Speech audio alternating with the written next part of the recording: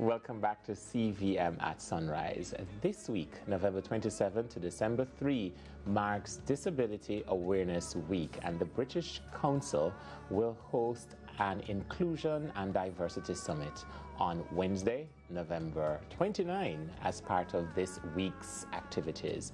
We're joined in studio by Haqeeq Bostan, Inclusion and Diversity expert from the United Kingdom, and Olayinka Jacobs-Bonnick, Country Director at the British Council. Welcome to CVM at Sunrise. Thank you very much. And welcome, Haqeeq. Thank you very much for having me. My first time in Kingston. Well, welcome. Welcome to Kingston. I don't normally say welcome to Kingston. That's the mayor's job. Welcome to Jamaica. It's a pleasure having you. And you're a resident in Jamaica. I am. Right, so you're practically a Jamaican. I am, actually. Oh, you are? Okay. Returning resident. A returning resident. Well, welcome. Thank you so much. Now, so we're going to get straight into what's in diversity.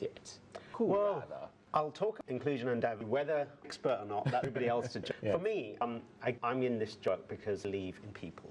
I think that what we try is to ensure that we get this possible world for everybody. People can realize talents, they can fulfill their dreams, obstacles in the way. And I guess inclusion and diversity is about how we remove some those obstacle barriers. And I guess one of the things that I'm trying to develop is some thinking around the fact that sometimes there's a moral case or a legal case to remove these barriers, but I think there's also an economic case. And I think that we can build a better world, but also people can do well in that world. They can make money, business can flourish as a result of removing these barriers. So that's what I'm here to talk about. I'm really keen to learn what's happening here in Jamaica. And I guess for me, it's about taking that learning as well and sharing it around the world. Absolutely. Now, Olayinka, we do have increasingly an aware society, or rather an increasingly aware society around issues of persons who, and depending on the jargon, are differently enabled, or persons who are deaf. Our own Miss Universe Jamaica made that a statement last night at the Miss Universe competition. But where still do we have to go to be truly inclusive from the policy level all the way down? Well, as you mentioned, Jamaica has already made significant strides in this area. One of the important areas I think that we need to continue working in is changing the language around disability. So one of the areas that we are hoping to impact through the work that we're doing this week is shifting the vocabulary from differently abled. And there are a number of different ways to just persons with disabilities, but really like the focus on this week is diversity to both Kingston as a city, the importance of inclusion on the whole in terms of practices. So we are going to ensure that the work that we are doing as the British Council contributes towards shifting that discourse. Great. I'm looking forward for the assistance in changing the vocabulary, because I remember at one point interacting with a group of youngsters who were deaf. At that time, we were saying they were hearing impaired. And then one morning on this set, someone who I had introduced said, "No, I'm deaf." Signed it, and his interpreter explained. So it's also difficult because you don't want to offend. And if we're not alert or aware of the language, of the jargon, and of the impact of how we speak to persons from whichever community, then we can really erect a barrier which otherwise need not have been there, Haqeeq. Absolutely. And I think language is important, and I think it's important for two reasons. One, it shows that the person who is using language that is right, proper, and accommodates that individual cares. And I think that that's critical. I also think it shows that there's some enlightenment, there's some thinking going on behind it. And I think it's critical. If you look at the way in which language has moved on race issues. There are certain words that were used in the past which we now know are absolutely offensive. And they stand out. And I think in other areas of diversity, be it sexuality, be it disability, be it women's issues, age issues, I think language is increasingly important. And I do hope in 20 years' time, 25 years' time, when we talk about some of the languages around disability, or sexuality, we think back in horror again. Yeah. Because it is important. I think it does show a different way of thinking. Now, there are certain markers, key formal indicators that we are to look on when we make and hold accountable as a society. There's been a lot of talk about refitting government buildings to make access or to make more easy accessible to all of our citizens. But it goes on retrofit buildings, Yes, it absolutely is. And as a part of it this week, to be looking at rationale behind social and economic reasons for inclusion and for diversity. Yeah. And it's just quite important to point out persons with disabilities are first people. Exactly. People who have a right to be able to contribute actively to the city, their country, and their nation. And they do that already in Jamaica, and we are hoping that we will be able to enhance that. It is about raising the profile around diversity and around, it's about looking at King through diversity and inclusions. Think, why is it we are where at this point in time? What have been challenges? What areas? Later on down, look at perhaps how we can make a contribution to support the change that you are saw that's already happening. Good. Now, you've just come in yesterday, so I pose this question to Olayinka. Tell our viewers, use some easily recognizable streets or areas in post-inclusiveness. It's been achieved, let's say it's 2021.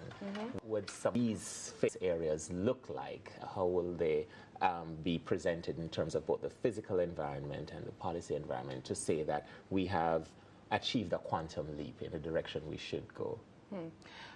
Well, I am not a civil engineer, so I would be speaking as just a citizen, and what I would hope to see. I mean, there are improvements that have already started. When I think about diversity, I would think, for example, about being able to travel downtown without perhaps considering that it may or may not be a good idea. I mean, there are some times when you think, well, maybe downtown is not where I should be, but it is a part of our city, and it should, as far as a person, as an individual, I feel it's quite important that we should be able to have free access. So as someone who's not disabled, I feel excluded because I don't feel that I could have free access. It's not that I don't go, I do go downtown, but there are times when I would have to ask myself the question, is this a good idea or not today? And I think from that point of view, inclusivity, when you're looking at someone like myself, that for me is quite important. In terms of policy, again, I'm not a policy expert, but I know that there have been great strides, and there is a Disability Act, and as far as I know, there's a move towards implementation of certain elements of that act. So we are hoping to be able to work with the disability community to support that implementation. So I do know that it's direction. Yes. So that's what I think about as a regular person. That's what I think about inclusion and diversity. Right. And in terms of the advocacy space, Haqeeq, what would be some of the issues and the steps that you recommend in your travels across the world? It's quite interesting. When you were talking, I was thinking back to a visit I had part of a trade delegation to Bonn in Germany, and it was nothing to do with disability. And we were there, and one of the people in our delegation asked the mayor of Bonn, "Why have you had an incident in this city? Was there an illness?" Because he said, "Why?" He said, "Oh, there's so many disabled people here." And he said, "Oh, we just have an accessible city." So they're not locked up at home.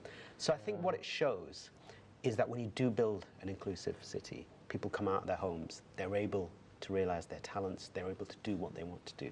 So important. From an advocacy perspective, I think it's really, really critical because, yes, you can have the legislation in place. And in the UK, we have very comprehensive legislation.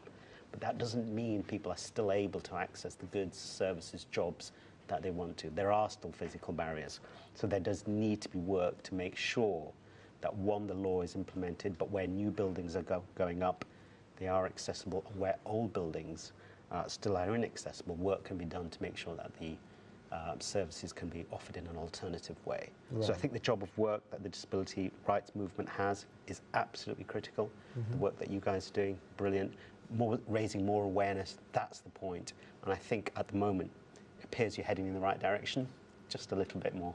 Yes, all right. Well, and one of the things that enables all members of society, if you have the training, the awareness, and the access, is the digital opportunities. You mentioned that inclusivity and diversity, emphasis on that also is about economic growth and development. And certainly some of the jobs that we might think require someone of a particular physical competence or ability no longer has to be that way. What has it been in terms of your experience, Haqeeq or Olayinka, in terms of increasing inclusivity in the job space because of the digital world? I think employment is one of those things that we don't seem to have made much progress in, and this is all over the world, whether it's developing economies or developed economies. In the UK, the employment gap between disabled people and non-disabled is 40%.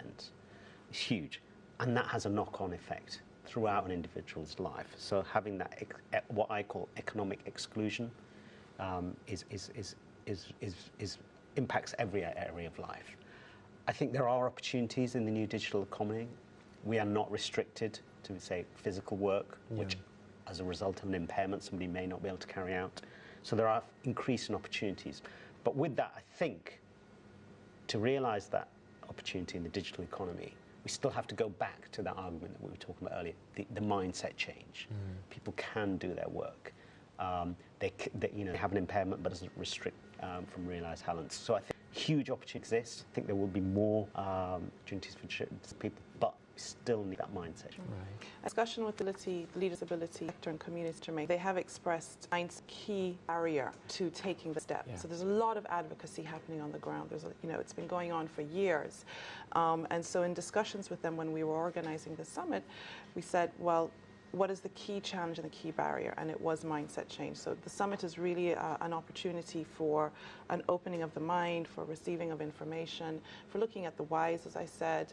And in addition to that, at the end of the summit, at the end of the week, we are going to be hosting core skills training for special education teachers. So we're looking at a holistic approach to mindset and to creating opportunities. Right, I'm happy to hear that too, because we have to all remember, viewers, that at different points in our own life cycle, normally if we have a natural life without any trauma, our capacities change, and we would want to be able to have access to quality life throughout the entire span of our life. But then in a country that has had a lot of trauma, whether through crime or road accidents, someone who is at the top of their physical game could tomorrow morning, if they're lucky and survive, be disabled. So I'd like to thank the British Council and again welcome you, Haqeeq. Thank you. And thank you both for joining us on CVM at Sunrise. Our nation's motto is out of many, one people, and we really need to ensure that we do what is required and what we can to focus more on making all Jamaicans included in the best Jamaica. We go to the break, more CVM at Sunrise when we come back.